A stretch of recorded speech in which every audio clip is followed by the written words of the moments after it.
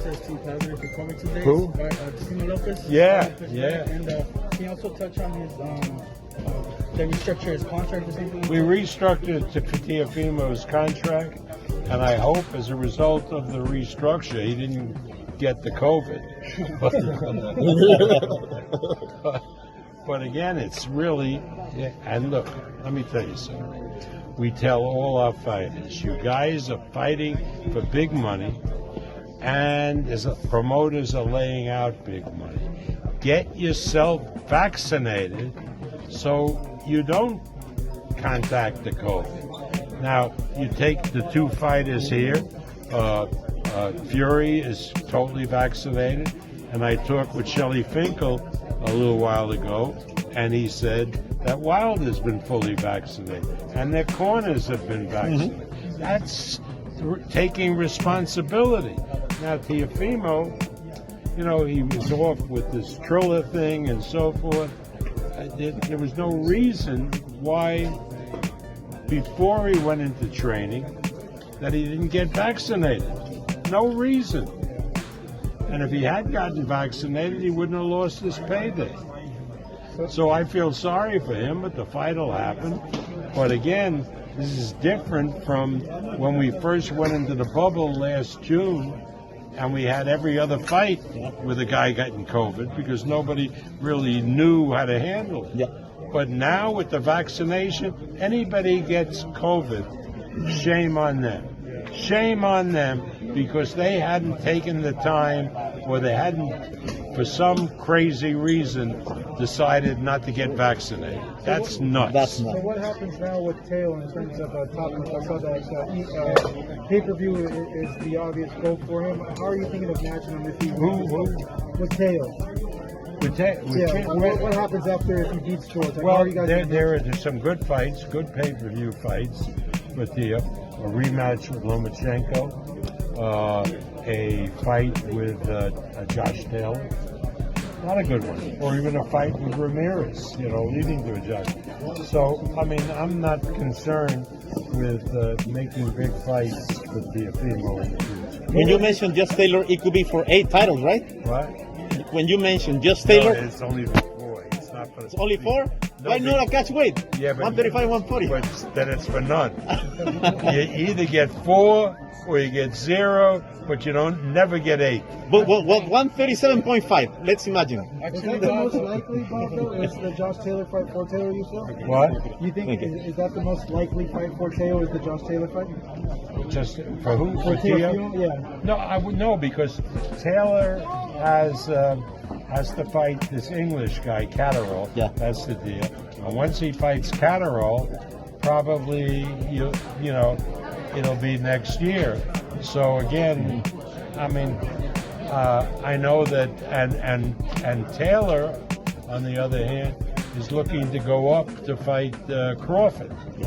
So that's a big. So there are a lot of good fights. How they get matched up, we'll see in the future. What is next for Terrence? Thank you. What is next for Terrence? What is next for Terrence? For Crawford. We're discussing that, and there are a lot of guys that he can fight that are interesting. There's a lot of 140 pounders that want to go up to 147, like maybe Ramirez, maybe Prograis, maybe a number of guys that we've been talking to. Maybe Zepeda would be able. Punching is not to crap around with him and to keep outboxing him, is to take it to him and prevent him from throwing his punch to knock you out. I know. That was Tyson's theory then, it's his theory now, and it is what it is. I know a lot of fans are disappointed that we didn't get the undisputed fight, but they're also asking, how did we end up with this fight when the undisputed fight was so close?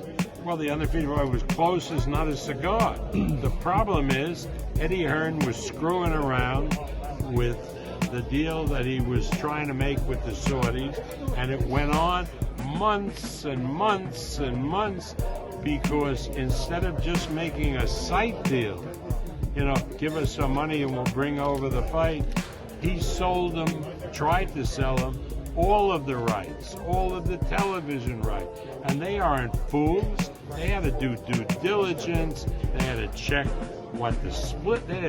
Remember, they didn't know that the cable companies got a big piece of it. They didn't know anything. So they had to learn it and back and forth. And then there was Ramadan, and we went nowhere. And meanwhile, the arbitration was limping along, and the judge decided the case for them. I don't necessarily think it was right, but the judge decided. But he would have, in my opinion, not enjoined Tyson from fighting Joshua if the fight had been signed. But it hadn't been signed. So Eddie contends that why'd you guys even go into these negotiations, having that arbitration ongoing? Because we put it in there.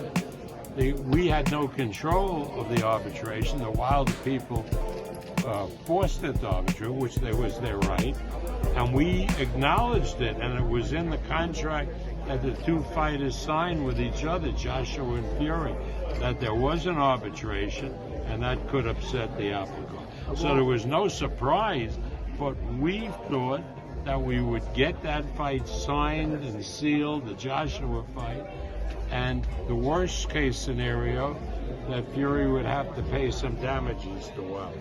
That's what we thought. All right, now check this out, guys. If you're looking to repair eczema scars, burns and bruises, dark spots and blemishes, then this right here is the perfect product for you guys. It's called LO Key Face and Body Oil. Athletes and top-ranking boxers, they're also using it after training to reduce swelling, inflammation, and to ease the pain. So get yours today. Go to lodkey.com, like them on Facebook, and follow them on Instagram. Hello, my name is Dominic. I just got my procedure done here at South Carolina's. I was recommended by Dante's Vaccination, and it's real. Here's the results. The brother out here, Brother Enoch, is real, and it's a very, very, very good recommendation. I recommend it. 4 hours, you in, you out, and it's the rest of your life. So if anyone in the world wants this hookup, make sure you contact my man Anak at 704-499-3471, and make sure to follow him on Instagram.